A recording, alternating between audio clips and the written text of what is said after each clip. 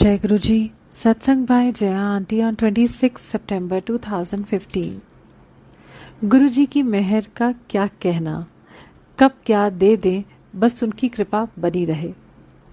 कहाँ बैठे हो और कहाँ से आपके लिए सौगात आ रही है, ये लीला इतनी न्यारी है कि मन कह उठता है, बस प्रभु ऐसी ही दया बनाए रखना। मुझे जो सौगात कल गुरु जी ने दी है वो अनमोल है। जो जवाब दिल्ली रहने के बाद भी मुझे नहीं मिल पा रहे थे, उन जवाब को ही मेरे लिए भेज दिया गुरुजी ने। बहाना कोई और था, पर कहते हैं ना कि गुरुजी के एक काम से अनेक लोगों का कल्याण होता है। ऐसा ही कुछ शेयर करती हूँ। कल यहाँ इंदौर में किसी संगत के घर सत्संग था। सूचना काफी पहले से आई हुई थी। जाकर पता चला कि उनके ड्रीम के हिसाब से यह सत्संग रखा गया है। दिल्ली से कुछ खास संगतें आई थी। आना क्या, गुरुजी ने भेजा था। जब संगत ने बोलना शुरू किया तो हम एक ऐसी दुनिया में सफर कर रहे थे जिसके बारे में जानने की मेरी बहुत तीव्र इच्छा रही है। सबसे मैं सवाल करती रही, पर इंतजार बना रहा कि कोई तो होगा जो मुझे मेरे सवालों के साथ समझाएगा। अधिकांश सवाल के जवाब तो उनके सत्संग में ही थे। क्योंकि मैंने उनसे आज्ञा नहीं ली है, इस कारण बिना नाम बताए थोड़ा बहुत उनके बारे में बताती हूँ। एक ऐसी महिला जिसे liver, pancreas, kidney, high BP के साथ आंखों की रोशनी भी चली जाए, और जब वो 2009 में बड़े मंदिर जाती हैं, गुरुजी को अपनी प्रेजेंस दिखाने को कहती हैं, गुरुजी उनको स्वीकार करते हैं और मांगने को कहते हैं कि क्या मांगना है। ये कुछ भी मांगने से इनकार कर देती हैं और बार बार ऐसा ही करती हैं। कहती हैं कि बस मैं जब भी देखूं आप ही दिखो। ऐसा ही होता है।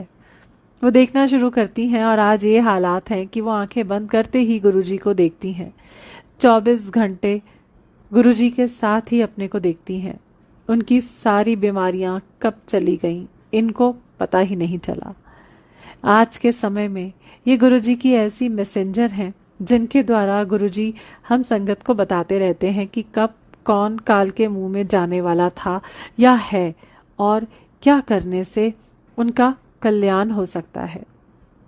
ऐसी शक्ति दे रखी है कि जब ये सत्संग शेयर करती हैं, लगता है कि कोई रिकॉर्डेड सत्संग चल रहा हो। तारीख, समय सब परफेक्ट, कहीं कोई गलती नहीं।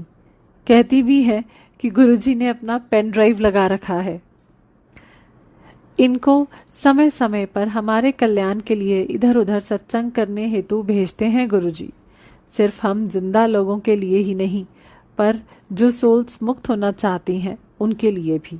ये सभी सोल्स को उसी तरह देख पाती हैं जिस तरह से हमें।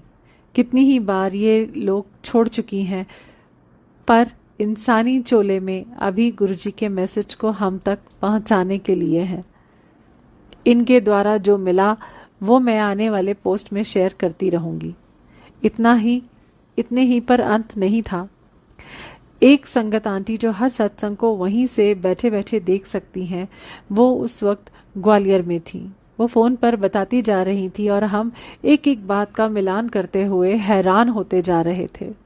उन्होंने गुरुजी के गद्दी पर बिछाए हुए कपड़े और उन पर प्रिंट के बारे में डिटेल्स दिए। जिन आंटी को वो नाम से जानती हैं, उन्होंने क्या कपड़े पहने हैं और वो हाथ में क्या रखी हैं, ये भी वो देख पा रही थी। उन्होंने मैसेज भी दिया कि किसी खास आंटी को खास ब्लेसिंग्स के लिए वो आई हैं। ऐसे ऐसे ब्लेस लोगों के साथ हम भी तो ब्लेसिंग्स ले ही रहे थे। मेरे पति जो आज तक मेरे सोल से जुड़ी बातों को मेरी खुशी के लिए सुन तो लेते थे, पर ध्यान नहीं देते थे, कल उनको उस दुनिया से अच्छी तरह रूबरू कराया गया। गुरुजी की यही लीला है। कुछ दिनों से मुझे आभास सा हो रहा था कि उनकी यात्रा एक नया अध्याय खोलने वाली है, पर इतना अकस्मात तरीके से होगा पता नहीं था। ये तो गुरुजी ही कर सकते हैं। सत्संग बिल्कुल साधारण तरीके से था।